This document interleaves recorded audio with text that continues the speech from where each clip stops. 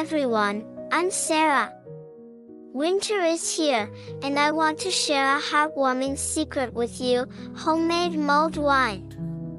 I used to be so cold all the time, my hands and feet freezing, and the thought of going to snowy Europe terrified me.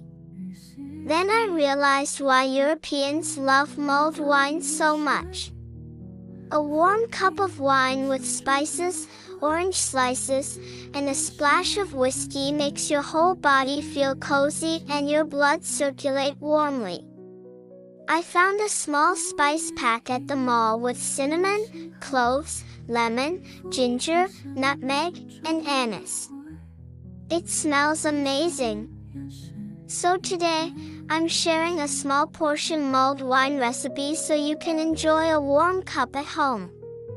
Ingredients for 1 cup: 250 ml red wine, 26 gram brown sugar, 1 spice pack, orange slices, and a splash of whiskey, optional. Instructions: Step 1: heat wine and sugar over low heat until dissolved. Step 2: add the spice pack and orange slices, heat 5 to 10 minutes without boiling.